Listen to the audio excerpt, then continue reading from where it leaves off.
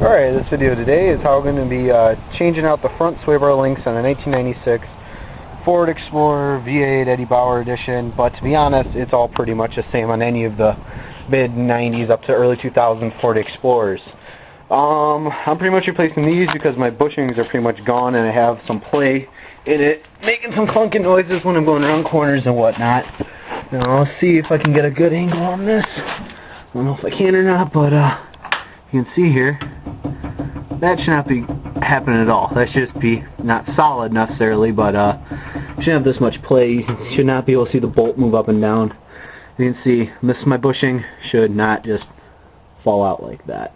That's not good. So doing it on both sides today, I'm pretty much just going to be showing exactly what size bolts to be using, any particular special ways I got it off. I don't think it'll be that difficult, but I mean, I do live in the Rust Belt here in Illinois, so we'll see how rusty together it is. I got my trusty can of PB Blaster here. I actually just bought this today because I was out, so that'll probably be my friend today. So first thing you're going to want to do is take the wheel cover off, which I have already done. Ford wheel cover, it's nice and shiny.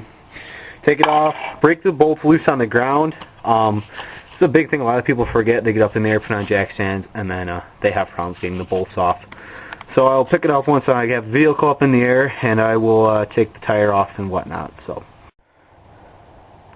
alright, where I've picked up here is just starting to jack it up. A few things, key points about jacking it up. I don't know if you can see too well underneath here, but I have the light on, so hopefully you can.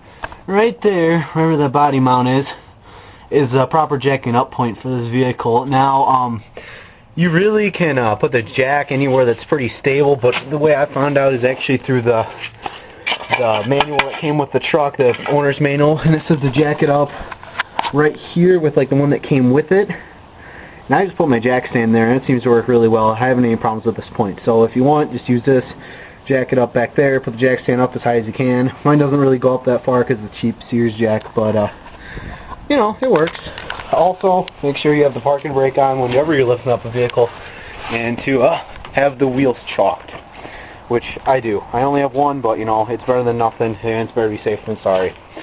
So I'll pick it up after I have it jacked up and the wheels off. Alright, so I'm back underneath now. I've been soaking this bolt in roughly 20 minutes or so with PB Blaster. Giving it another spray here. Let it soak a little bit longer. As you can see now, we got a little bit better view. You can see there's pretty much nothing left of that bushing at all. It's pretty much just, it's gone. There's nothing left. Top one's okay actually, and I'm kind of suspecting that this sway bar is actually from a junkyard because those yellow mark. It's usually a junkyard do, so maybe this has been replaced once before, but obviously with 154,000 miles, it wore out again, or roughly. I don't know how many miles since it was replaced last. Regardless, it needs to be replaced again. As you can see, I've done some front end work here in the past couple months since I got it, about July, June. I did new brake pads. Those are brand new about 2 weeks ago.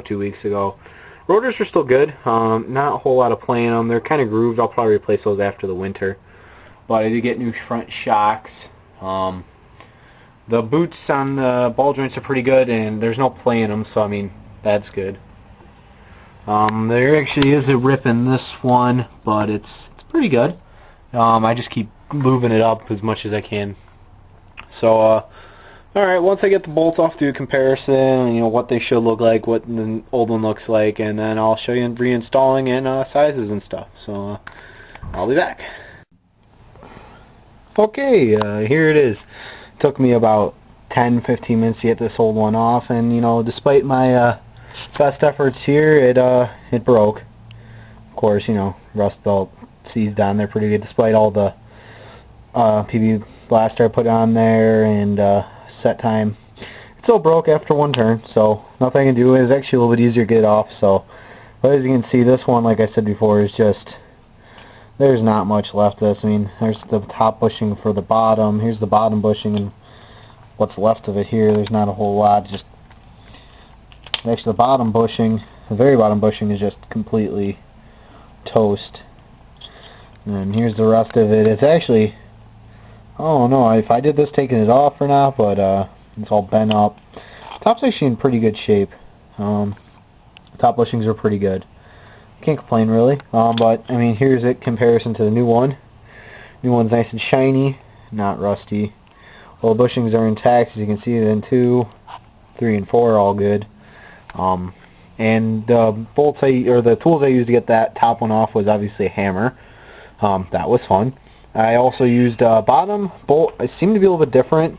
It was actually a 17 millimeter that fit on there. 17. I don't really want to jam it in there. I just had to bash it on there. But 17 worked on the bottom, and on top I got a 5/8. I really didn't need a deep well for the top, but I just had my deep well set out, so that's what I used for that. And time to put it on. I'll show it back on there, and then that'll be it. I won't do the other side obviously because it'll be the exact same procedure just on the passenger side. So see you in a minute. Alrighty, there it is. It's all installed and ready to go. A few suggestions and things I might have missed out while I was doing it. With jacking the car up, I said that this would be the best point to do it. It is, but it does put the suspension under load, so you may, like I had to jack up the body a little bit to get the old one out and put the new one in. Not a big hassle. I don't have 2 working jack stands right now. My other one's over here, and it doesn't do anything really. It just, this part can just do whatever it wants. So I only have one, so that's the way I got to do it. I don't have a lift.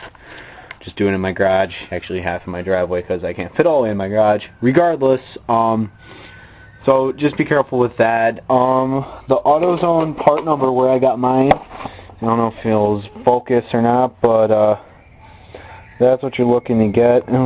It's trying to focus. But that's the number that the guy typed in the computer, SL227 Duralast. And I actually like this a lot more because the old one had like this little separate like sheet here, and I don't like that. This one has a solid bar all the way around. It's all solid in here, so it doesn't have like that part where water can get in and could rust. So which is nice. I like that a lot actually. Let's see if there's anything else I can really think of. Not really. Just live in the Rust Belt, have fun like I did. You forget to use a hammer, enjoy it. So look at the PB blaster, the jacking points. Oh, and another thing which is really important. What to torque it down to. I got my torque wrench here.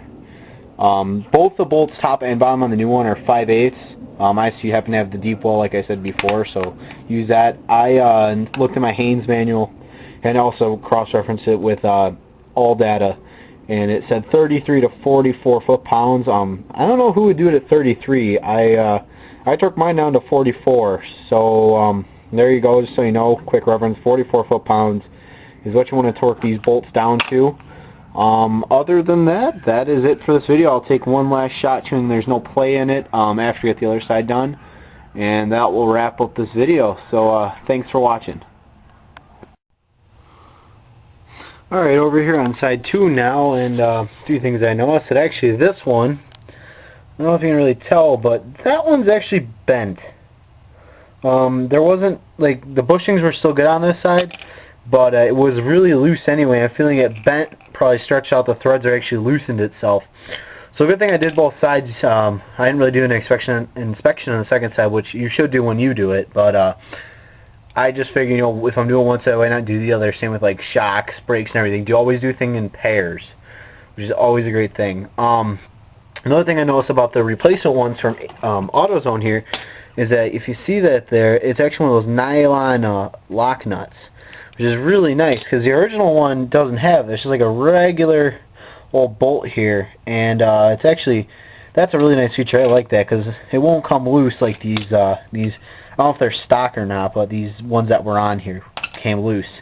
So I'm just keep working on it, and like I said before, I'll just show you final video of what it looks like. How there's no play or anything. Showing you that I actually did it and did a good job on it. So until then, see you in a minute. Alright, here we are about, I don't know, I really wasn't keeping track of time. I'm going to say about 2 hours roughly. Maybe a little bit less, maybe a little bit more. But as you can see, There's no play. I mean, I can just wrench on this thing, and there is no play anymore. It is nice and solid. Same on the other side, but, you know, like I said before, I don't feel like calling my fat ass over there. But, you know, this is just pretty much a basic, simple thing on how to do it. Every experience is going to be different. Every vehicle is going to be different. This is just specifically for mid to, well, maybe even early 90s to all the way up to, like, early 2000s Ford Explorers. Rangers might be the same, not completely sure, but, basically, you know, front sway bar links are kind of, you know, your vehicle will work fine without having nice, new, shiny ones with proper bushings and everything, but, you know, if you get annoyed like I do with clunks and noises on your front suspension, you might want to replace those. Plus, it'll affect your ride handling and quality a little bit, so you might as well just replace them. It's only, I think mine were $12.50 a piece. I mean, come on, for under 30 bucks and a little bit of your time, you could have these done, and, you know, it'll be fantastic.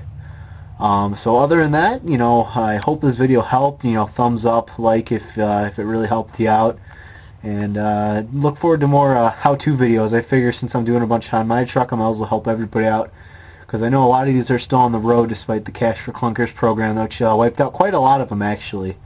But there's still, I see tons of them on the road, and they all are going to have these sort of problems, and I know not everybody has enough money to go to a shop to get it fixed, so you might as well do it yourself. And a lot of this stuff is really easy, and there's some shortcuts of what not to do it. So, everybody, I hope this helped you all, and you have a nice day.